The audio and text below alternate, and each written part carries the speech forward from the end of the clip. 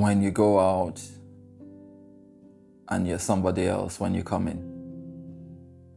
When you've experienced life. Can I drink some water?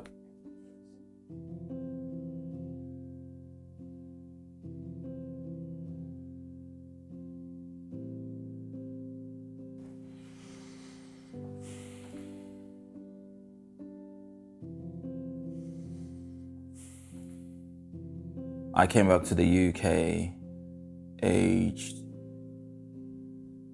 24, 25. The next year, lost my mom. That was painful.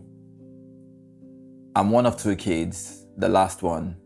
So you know what that is. I was spoiled, I think, maybe not. So lost my mom a year after I got back to the UK. That was painful. Following on from that, so mom passed 96. My dad took ill right about 2000, 2001. And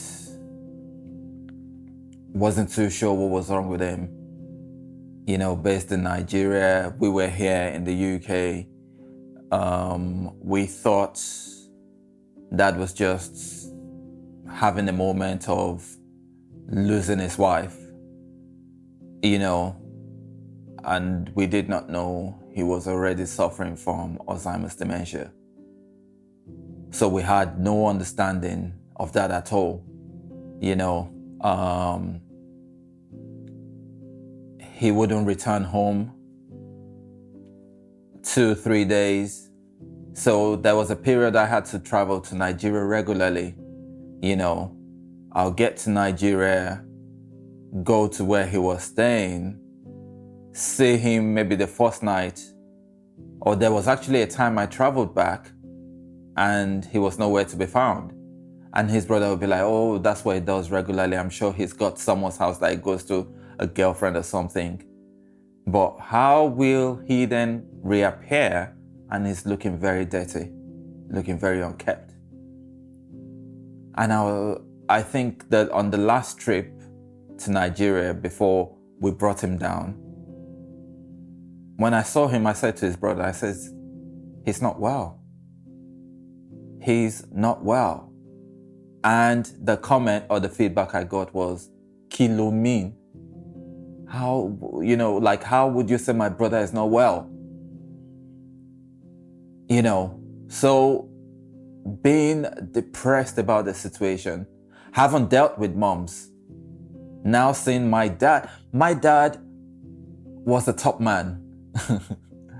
My dad, you know, a lot of people always say to me, oh, you dress so interestingly, so smart. I got it from him.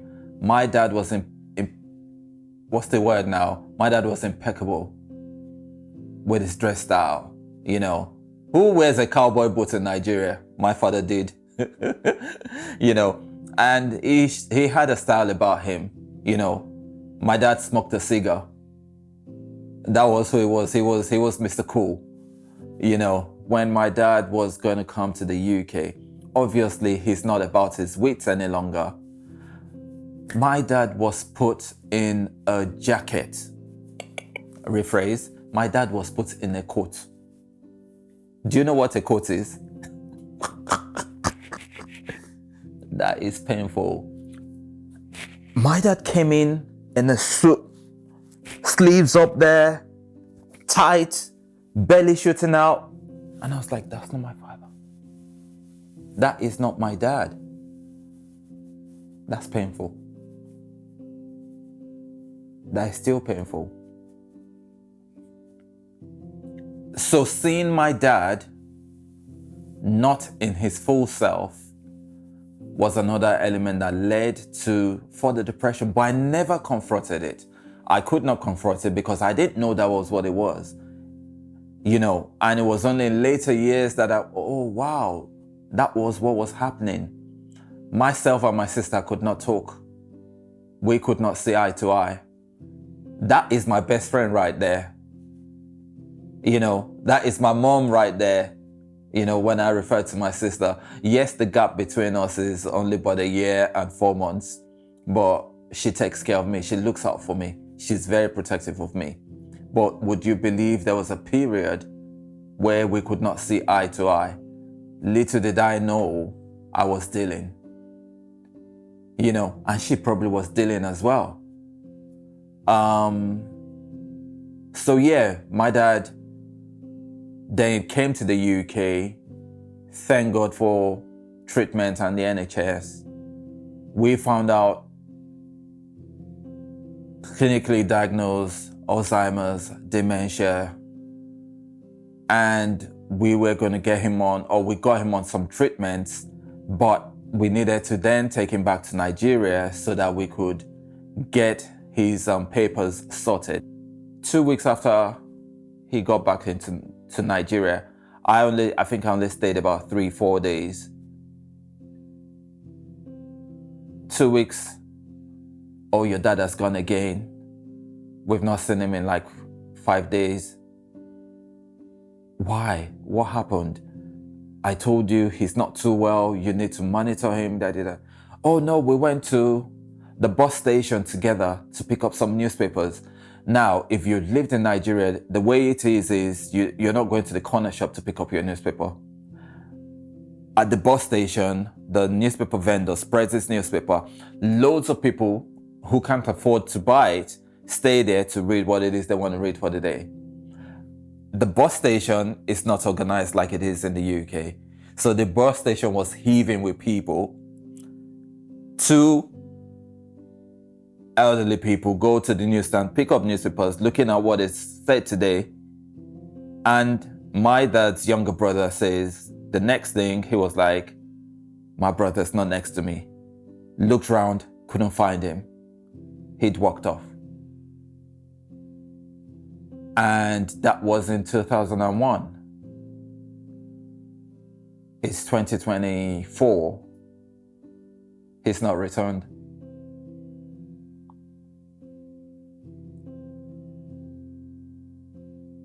That is depression. How have I maintained it? How have I covered it?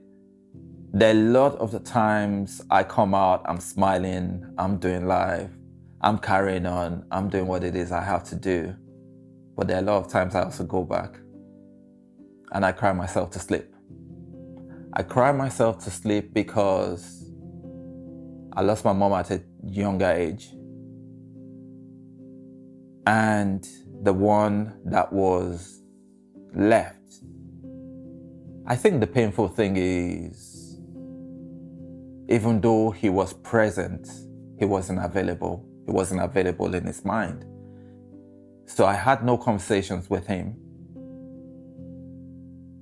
And I think the most painful is thinking about what happened to him. Like I said, 23 years on, I've concluded he's probably died somewhere. I hope he died a good death though. Painful.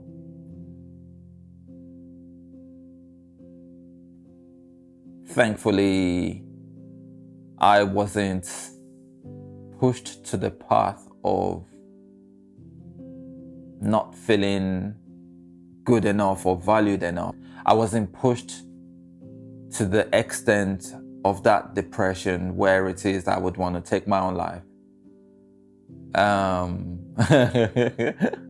I think for fear of failure, I could not even think that way, because what if I don't succeed in doing that?